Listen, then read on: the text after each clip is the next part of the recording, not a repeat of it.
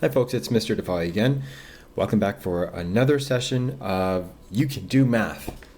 I don't know if it's really called that, but we'll call it that this time. Anyway, today we're going to talk about linear functions, and specifically we're going to talk about the function responsible for creating the graph of a line. And there are three different functions that are responsible for this. We will only look at the first. It's called slope-intercept form. Slope-intercept form. And I abbreviate that as SIF sometimes. That's why that's there. Slope-intercept form is given by this equation, which you see right over here. It's called y equals mx plus b. And there are some parts of this that you need to understand clearly before we move on to our first example. So here we go. Y equals mx plus b has both the letter x and the letter y, which by this time you should be familiar with because we've been dealing with it with input-output tables, and we've been dealing with it in things like other functions related to scenarios. But what about the m and the b? Well, it turns out that the m represents an idea which we have also looked at. That idea is called slope. And slope, as you may remember, is related to the change in y over the change in x. Now, between these two ideas, slope is also about the movement along a line. And if you remember, I showed you that it's a set of directions related to the change in y over change in x that takes you from one point on the line, any line, to another point on the same line. So that's what m represents. Now, the reason I call it move, as you see here, is because the word slope doesn't actually have the letter m in it. So it might be better to think of it as m stands for move, which is actually what you use the slope for when you try to graph. The letter b is what's called the y-intercept. The y-intercept is a point on the line that also is a point on the y-axis, which also represents, by the way, your outputs or your range. And so b also is not present in the word y-intercept anywhere, which doesn't really help when you're trying to remember what b stands for. So think about b rather as where a line cuts through the y-axis, or even better yet, just where you begin. B for begin makes a whole lot more sense. B is a beginning. When you graph, you start with whatever value is in this area of the function. So having said that, let's go ahead and get right into our first example. So let's say, and I will call this example 1. Example number 1. So let's say that you are trying to graph this function here. You want to graph y equals 3 or 4 x minus 5.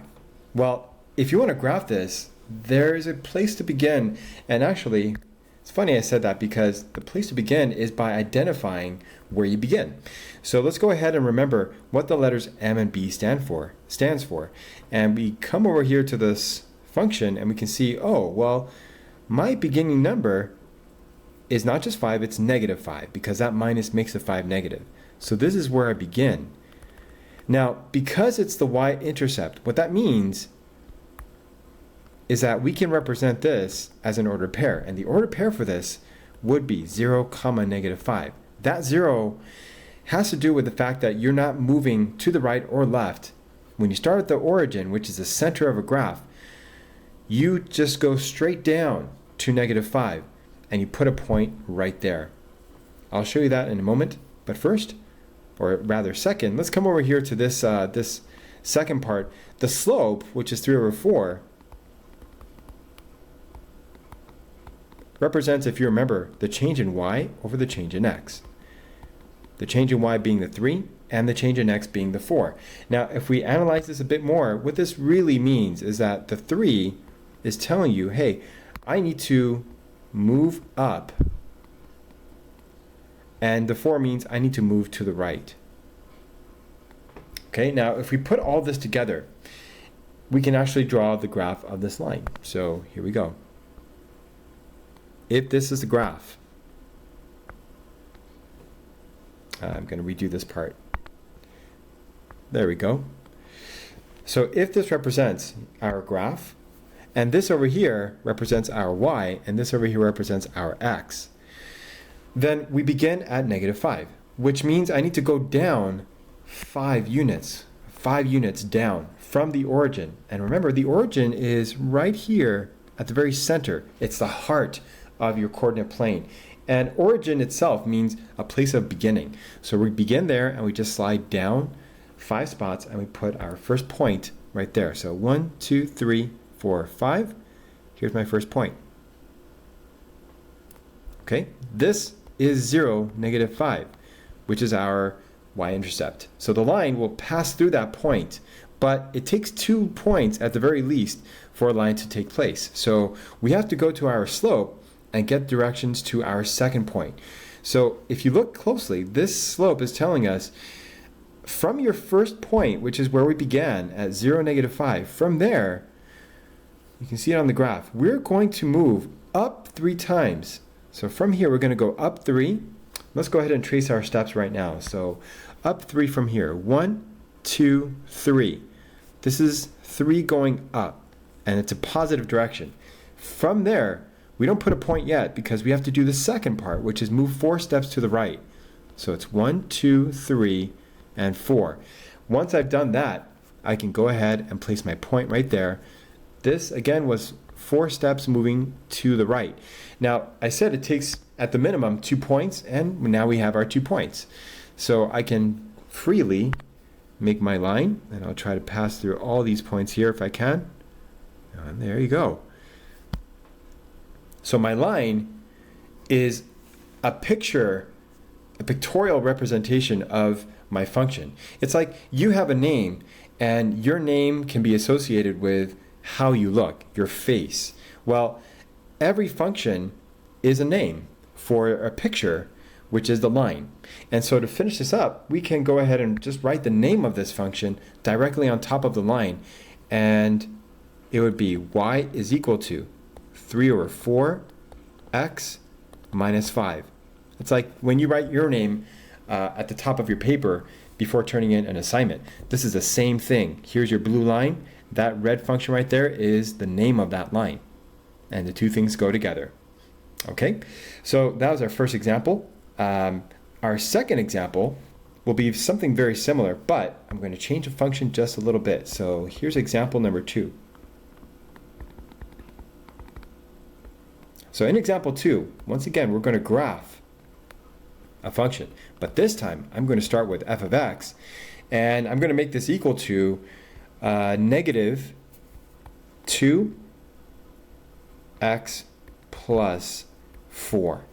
Now, one thing you should note right away, compared to the first example, is that our slope is not in fraction form, but we'll take care of that in just a moment. But first, let's go ahead and identify the parts we need. So we need to know where we begin, and there it is. We will begin here. And again, once again, you have to represent this as an ordered pair, so it's 0, 4. And then our slope. So what does this -2 mean? Why is it not a fraction like it was over there? Well, the truth is that any number can be represented as a fraction by simply putting a 1 under it. So this really is your slope in fraction form. I'm going to make this a little cleaner, sorry. SLO. So in fraction form, it would be change in y over change in x. That is always your slope, or a rate of change. Now in this case, our change in y is actually the -2 itself, whereas the change in x, well, that is just the 1 upholding the -2. It sits under it. And what this means, like the previous example, what this means is that your change in y number means either go up or down. Now here, because it's negative, it means we will go down from our place of beginning, which is right there. So from that 4, 0, 4, we're going to go down 2 steps. And once we do that, we will turn to the right, because that 1 is positive, and we will jump 1 step to the right, and after that, we will place our point. So having done that, let's go ahead and let's make our coordinate plane. There it is. Okay, and I want you to remember that these, oh, I made that a bit crooked. Sorry, I'm going to redo that again.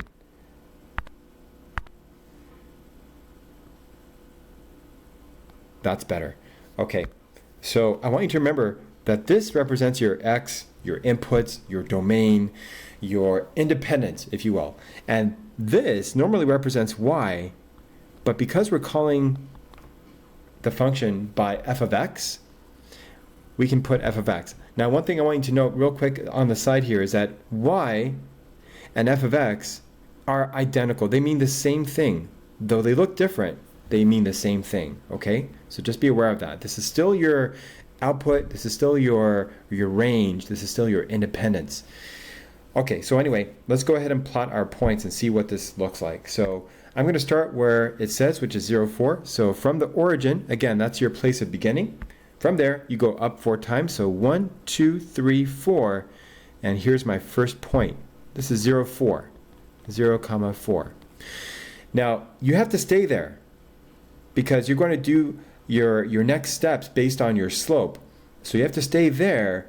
And then from there, we're going to go down twice and right 1 time. Remember that? So go back to your y-intercept, 0, 4, and we're going to move down twice. So it's 1, 2. That's 2 moving down.